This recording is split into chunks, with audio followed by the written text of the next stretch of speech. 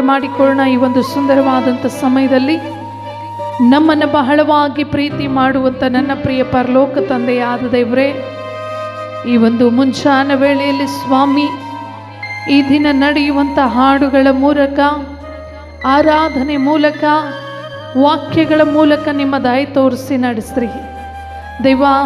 Branch ಸಭೆಗಳು ಸ್ವಾಮಿ, ಬಾಂಡ್ರೇವಿ ಸಭೆಯನ್ನು, ಈ ರಾಂಪುರ ಸಭೆಯನ್ನು, ಸಾಯಂಕಾಲ ನಡೆಯುವಂಥ ಒಡೆರಳಿ ಸಭೆಯನ್ನು ಸ್ವಾಮಿ, 3 ಸಭೆಗಳನ್ನು ವ್ಯತ್ಯಾಸವಾದ ರೀತಿಯಲ್ಲಿ ಸ್ವಾಮಿ, ನಿಮ್ಮ ಚಿತ್ತಾನುಸಾರವಾಗಿ, ನಿಮ್ಮ ಉದ್ದೇಶ ಸಂಕಲ್ಪದ ಮೇರೆಗೆ ಹಾಡುಗಳ ಮೂಲಕ, ಆರಾಧನೆ ಮೂಲಕ, ವಾಕ್ಯದ ಮೂಲಕ ನಿನ್ನ ನಾಮವನ್ನೇ ಮಹಿಮೆ ಪಡಿಸುವಂತೆ ಈ ದೇವ ಏಕ ಮನಸ್ಸನ್ನು ಕೊಟ್ಟು ನಡೆಸುವುದೇವ್ರೆ.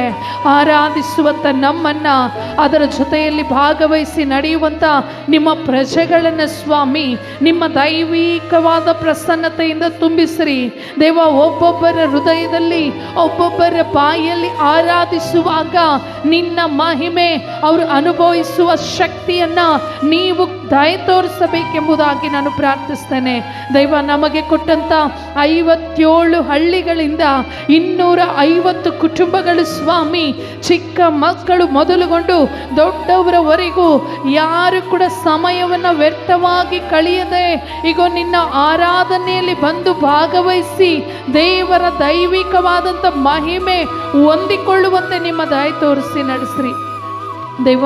ಕ್ಯಾಶೋ ಪ್ಯಾಡನ್ನು ಬಾರಿಸುವಂಥ ಮಕ್ಕಳು, ಕ್ವಾಯ್ ಟೀಮನ್ನು ಸ್ವಾಮಿ, ಬಂದಿರುವಂಥ ನಿನ್ನ ಮಕ್ಕಳನ್ನು ಸ್ವಾಮಿ, ಲೀಡ್ ಮಾಡುವಂಥ ನನ್ನನ್ನು, ವಾಕ್ಯ ಬೋಧಿಸುವ ನಿಮ್ಮ ದಾಸರನ್ನು ಆದಿಯಿಂದ ಅಂತ್ಯದವರೆಗೂ ನಮ್ಮ ಯಜಮಾನನು ನೀನಾಗಿದ್ದುಕೊಂಡು ನಿಮ್ಮ ದಯೆಯಿಂದ ತುಂಬಿಸಿ ನಡೆಸ್ರಿ ದೇವ. ಎಲ್ಲರನ್ನ ನಿಮ್ಮ ಶಕ್ತಿಯಿಂದ ತುಂಬಿಸಿ, ಅನೇಕ ಆಶೀರ್ವಾದಗಳಿಂದ ತುಂಬಿಸಿ ನಡೆಸಬೇಕಂತೇಳಿ ಎಲ್ಲ ಮಹಿಮೆಗೆ ಯೋಗ್ಯನಾಗಿರುವ ಯೇಸುವಿನ ನಾಮದಲ್ಲಿ ಪ್ರಾರ್ಥಿಸಿ ಬೇಡಿ ಹೊಂದಿಕೊಂಡಿದ್ದೇವೆ ನನ್ನ ಪ್ರಿಯ ಪರಲೋಕದ ತಂದೆ, ಆಮೇನ್. ಒಂದು ಸುಂದರವಾದಂಥ ಸಮಯದಲ್ಲಿ ದೇವರ ವಾಕ್ಯವನ್ನು ಓದುವಾಗ ಯಾರು ಕೂಡ ಕೆಳಗಡೆ ಕೂತ್ಕೊಳ್ಳದಂತೆ ಮೇಲೆದ್ದು ನಿಂತುಕೊಂಡು ಈ ವಾಕ್ಯವನ್ನು ನಾವು ಗೌರವದಿಂದ 11 ವಚನಗಳು ಮಾತ್ರ ಇದ್ದಾವೆ, ನಾವು ಓದೋಣ. ಪುಟದ ಸಂಖ್ಯೆ 604,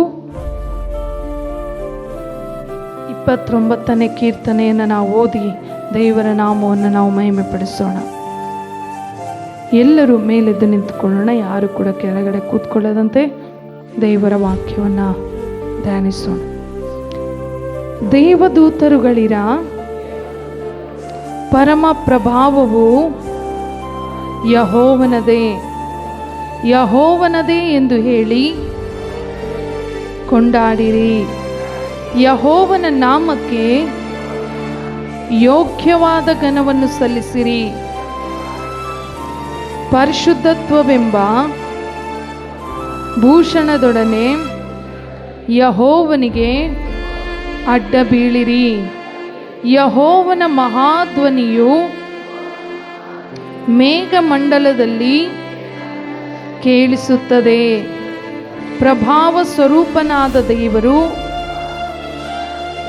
ಗುಡುಗುತ್ತಾನೆ. ಯೆಹೋವನು ಆಕಾಶದ ಜಲರಾಶಿಗಳ ಮೇಲೆ ಇದ್ದಾನೆ. ಯೆಹೋವನ ಧ್ವನಿಯು ಎಷ್ಟೋ ಬಲವುಳ್ಳದ್ದು, ಎಷ್ಟೋ ಗಂಭೀರವಾದದ್ದು. ಯೆಹೋವನ ಗರ್ಜನೆಗೆ ದೇವದಾರು ವೃಕ್ಷಗಳು ದಡಲ್ಲೆಂದು ಮುರಿದು ಬೀಳುತ್ತವೆ. ಯೆಹೋವನು ಲೆಬನೋನ್ ಪರ್ವತದಲ್ಲಿನ ಮಹಾದೇವದಾರುಗಳನ್ನು ಮುರಿದು ಬಿಡುತ್ತಾನೆ. ಲೆಬನೋನ್ ಪರ್ವತವು ಕರುವಿನೋಪಾದಿಯಲ್ಲಿಯೂ, ಸಿರಿಯೋನ್ ಬೆಟ್ಟವು ಕಾಡು ಕೋಣದ ಮರಿಯಂತೆಯೂ ಹಾರಾಡುವ ಹಾಗೆ ಮಾಡುತ್ತಾನೆ. ಯೆಹೋವನ ಗರ್ಜನೆಗೆ ಮಿಂಚುಗಳು ಥಳಥಳನೆ ಹೊಳೆಯುತ್ತವೆ. ಯೆಹೋವನ ಗರ್ಜನೆಗೆ ಕಾಡು ಹೊರಳಾಡುತ್ತವೆ. ಕಾದೇಶ್ ಅರಣ್ಯವು ಕಂಪಿಸುತ್ತದೆ. ಯೆಹೋವನ ಗರ್ಜನೆಗೆ ಗರ್ಭದ ಜಿಂಕೆಗಳು ಈಯುತ್ತವೆ. ಕಾಡಿನ ಮರಗಳು ಬರಿದಾಗುತ್ತವೆ. ಆಗ ಆತನ ಮಂದಿರದಲ್ಲಿರುವವರೆಲ್ಲರೂ ಎಷ್ಟೋ ಪ್ರಭಾವ ಎನ್ನುತ್ತಾರೆ. ಯೆಹೋವನು ಜಲಪ್ರಳಯದಲ್ಲಿ ಆಸೀನನಾಗಿದ್ದನು. ಆತನು ಸದಾಕಾಲವು ಅರಸನಾಗಿ ಕೂತಿರುವನು.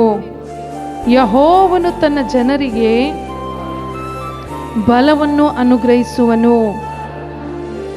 ಆತನು ತನ್ನ ಪ್ರಜೆಗೆ ಸುಕ್ಷೇಮವನ್ನು ದಯಪಾಲಿಸುವನು. ಹಲ್ಲೆಲೂಯಾ. ಈ ಒಂದು ದಾವೀದನು ಬರೆದಂಥ ಕೀರ್ತನೆ 29ನೇ ಕೀರ್ತನೆ ಇದಾಗಿದೆ. ಹಲ್ಲೆಲೂಯಾ. ಅಲ್ಲಿ ದೇವರ ಹೆಡ್ಲೈನಲ್ಲಿ ನಾವು ನೋಡ್ತಾ ಇದ್ದೇವೆ, ಮೇಘ ಮಂಡಲದಲ್ಲಿ ಕಾಣಿಸುವ ಯೆಹೋವನ ಮಹಿಮೆ.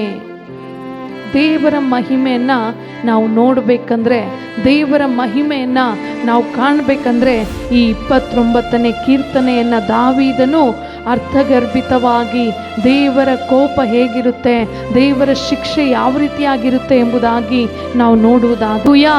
ಇಲ್ಲಿ ದೇವ ದೂತರುಗಳಿರ ಎಂಬುದಾಗಿ, ಪರಮ ಪ್ರಭಾವವು ಯೆಹೋವನದೇ ಎಂಬುದಾಗಿ ದಾವೀದನು ಕೀರ್ತನೆಯಲ್ಲಿ ಈ ರೀತಿಯಾಗಿ ರಚಿಸ್ತಾ ಇದ್ದಾನೆ.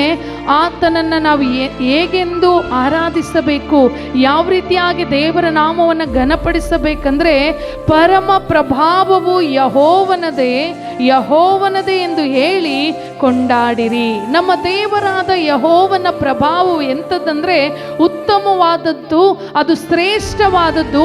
ಆತನ ಒಂದು ಪ್ರಭಾವವು ನಮ್ಮ ಮೇಲೆ ಬರಬೇಕಂದ್ರೆ ಆತನನ್ನು ನಮ್ಮ ಹೃದಯಪೂರ್ವಕವಾಗಿ ನಾವು ಕೊಂಡಾಡುವಾಗ, ಆತನ ನಾಮವನ್ನು ನಾವು ಹೃದಯಪೂರ್ವಕವಾಗಿ ಘನಪಡಿಸುವಾಗ ಯೆಹೋವನ ನಾಮಕ್ಕೆ ಯೋಗ್ಯವಾದ ಘನವನ್ನು ಸಲ್ಲಿಸಬೇಕು. ಹಲ್ಲೆಲೂಯಾ.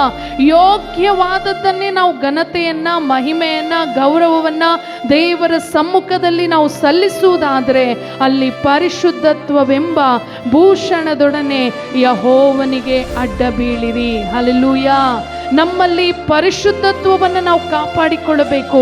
ಅನೇಕರು ಪರಿಶುದ್ಧರಾಗಿಲ್ಲದೆ ಅಪರಿಶುದ್ಧರಾಗಿ ತಮ್ಮ ಜೀವಿತವನ್ನು ನಾಶನದ ದಿಕ್ಕಿನಲ್ಲಿ, ನಾಶನದ ಗುಂಡಿಯೊಳಗೆ ಅವರ ಪರಿಶುದ್ಧತ್ವವನ್ನು ಕಾಪಾಡಿಕೊಳ್ಳದೆ ತಮ್ಮ ಇಡೀ ಜೀವವನ್ನೇ ಕಳೆದುಕೊಳ್ಳುವಂಥ ಪರಿಸ್ಥಿತಿ ಅನೇಕ TV9ಗಳಲ್ಲಿ ನಾವು ನೋಡ್ತಾ ಇದ್ದೇವೆ, ಯೂಟ್ಯೂಬ್ಗಳಲ್ಲಿ ನಾವು ನೋಡ್ತಾ ಇದ್ದೇವೆ, ಶಾರ್ಟ್ ಮೆಸೇಜ್ಗಳಲ್ಲಿ ನಾವು ನೋಡ್ತಾ ಇದ್ದೇವೆ. ಪ್ರತಿಯೊಂದೊಂದರಲ್ಲಿ ಎಲ್ಲಿ ಹೋದ್ರೂ ಕೂಡ ಏನು ಮಾಡ್ತಾ ಇದ್ದಾರೆ ಅಂದರೆ, ಅಪವಿತ್ರವಾಗಿ ನಡೆದುಕೊಂಡು ಅಪರಿಶುದ್ಧರಾಗಿ ಜೀವಿಸದಂತೆ ಅಪರಿಶುದ್ಧರಾಗಿ ಜೀವಿಸಿ ತಮ್ಮ ಜೀವಗಳನ್ನು ಕಳೆದುಕೊಳ್ಳುವಂಥ ಭಕ್ತರು ಈ ಲೋಕದಲ್ಲಿದ್ದಾರೆ. ಅವರ ಮಧ್ಯದಲ್ಲಿ ನಾವು ಯಾವ ರೀತಿಯಾಗಿರ್ಬೇಕಂದ್ರೆ, ಪರಿಶುದ್ಧತ್ವವೆಂಬ ಭೂಷಣದೊಡನೆ ಯೆಹೋವನಿಗೆ ನಾವು ಅಡ್ಡ ಬೀಳ್ಬೇಕಂತೆ. ಹಲ್ಲೆಲೂಯಾ. ಅನೇಕರು ಬೇರೆ ಬೇರೆ ನಾವು TV ಗಳಲ್ಲಿ ನೋಡುವುದಾದರೆ ಉರುಳು ಸೇವೆಯನ್ನು ಮಾಡ್ತಾರೆ, ಅಡ್ಡ ಬೀಳುವಂಥದ್ದನ್ನು ಮಾಡಿ ಅವರು ಮಡಿಯಿಂದ ಪೂಜೆ ಮಾಡ್ತಾರೆ. ಆದರೆ ನಮ್ಮ ದೇವರಿಗೆ ಯಾವ ಮಡಿ ಇಲ್ಲದಂತೆ ಪರಿಶುದ್ಧತ್ವವೆಂಬ ನಮ್ಮ ಹೃದಯದಲ್ಲಿ ಪರಿಶುದ್ಧತೆಯನ್ನು ನಾವು ಕಾಪಾಡಿಕೊಂಡು ಆತನಿಗೆ ಅಡ್ಡ ಬೀಳುವುದಾದರೆ ಆ ದೇವಾದಿ ದೇವನು, ರಾಜಾದಿ ರಾಜನು ನಮ್ಮ ಜೀವಿತವನ್ನು, ನಮ್ಮ ಭವಿಷ್ಯತನ್ನು ಕಟ್ಟಿ ದೊಡ್ಡ ಸಾಕ್ಷಿಯಾಗಿ ನಮ್ಮನ್ನು ನಿಲ್ಲಿಸಲಿಕ್ಕೆ ದೇವರು ಮಾತ್ರ ಶಕ್ತನಾಗಿದ್ದಾನೆ. ಹಲ್ಲೆಲೂಯಾ. ಅಲ್ಲಿ ಕೆಳಗಿನ ವಚನದಲ್ಲಿ ನಾವು ನೋಡ್ತಾ ಇದ್ದೇವೆ, ಯೆಹೋವನ ಮಹಾಧ್ವನಿಯು ಮೇಘ ಮಂಡಲದಲ್ಲಿ ಕೇಳಿಸುತ್ತದೆ. ಎಷ್ಟು ಜನ ಗುಡುಗು ಮಿಂಚನ್ನು ನಾವು ನೋಡಿದ್ದೇವೆ. ಪ್ರತಿ ಸಾರಿ ಕೂಡ ಆ ಗುಡುಗು ಮಿಂಚು ಬಂದರೆ ನಾವು ಮನೆಯಲ್ಲಿ ಇರಲಿಕ್ಕಾಗಲ್ಲ. ಒಂದು ವೇಳೆ ಎಲ್ಲಾದರೂ ಕಾಣಿಸ್ತಂದರೆ ಕತ್ತಲಲ್ಲಿರುವಾಗ ನಾವು ಕಣ್ಣುಗಳನ್ನು ಮುಚ್ಕೊಳ್ತೇವೆ, ಕಿವಿಯನ್ನು ಮುಚ್ಕೊಳ್ತೇವೆ, ನೋಡಲಿಕ್ಕಾಗದೆ ನಮ್ಮ ಹೃದಯ ಏನಾಗುತ್ತಾ ಇರ್ತದೆ, ಭಯದಿಂದ ತುಂಬಿರುತ್ತೆ. ಹಾಗೆಯೇ ಮೇಘ ಮಂಡಲದಲ್ಲಿ ಆತನ ಧ್ವನಿ ಏನು ಮಾಡುತ್ತಂತೆ, ಕೇಳಿಸುವಂಥದ್ದಾಗಿದೆ. ಹಲ್ಲೆಲೂಯಾ. ಈ ಭೂಲೋಕದಲ್ಲಿಯೂ ಆತನ ಮಹಿಮೆಯನ್ನು ನಾವು ನೋಡ್ಬೋದು, ಮೇಘ ಮಂಡಲದಲ್ಲಿ ಕೂಡ ನಾವು ಆತನ ಮಹಿಮೆಯನ್ನು ನಾವು ಕಾಣಬಹುದು. ಪ್ರಭಾವ ಸ್ವರೂಪನಾದ ದೇವರು ಗುಡುಗುತ್ತಾನೆ. ಯೆಹೋವನು ಆಕಾಶದ ಜಲರಾಶಿಗಳ ಮೇಲೆ ಇದ್ದಾನೆ. ಯೆಹೋವನ ಧ್ವನಿಯು ಎಷ್ಟೋ ಬಲವುಳ್ಳದ್ದು, ಅದು ಎಷ್ಟೋ ಗಂಭೀರವಾದದ್ದು. ಹಲ್ಲೆಲೂಯಾ. ದೇವರ ಮಹಿಮೆ ಬಹಳ ಬಲವುಳ್ಳದ್ದು, ಬಹಳ ಗಂಭೀರವಾದದ್ದು.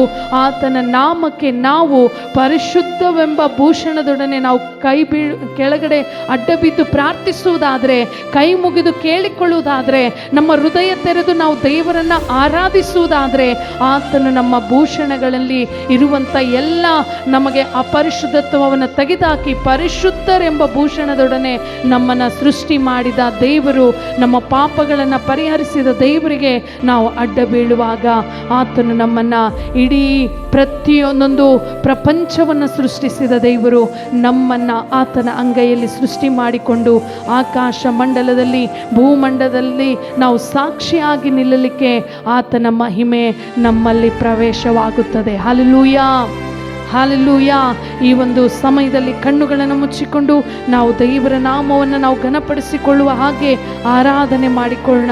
ನಾವು ಇದ್ದ ಸ್ಥಿತಿಯಲ್ಲಿ ನಾವು ಇರಬಾರ್ದು. ವ್ಯತ್ಯಾಸವಾದ ಸ್ಥಿತಿಯನ್ನು ನಾವು ನೋಡಬೇಕಂದ್ರೆ, ವ್ಯತ್ಯಾಸವಾಗಿ ನಾವು ಆರಾಧಿಸಬೇಕಂದ್ರೆ ನಮ್ಮ ತನು ಮನಗಳನ್ನು ದೇವರಿಗೆ ಸಮರ್ಪಿಸಿ ಆರಾಧನೆಯನ್ನು ನಾವು ಮಾಡೋಣ. ಪ್ರತಿಯೊಂದು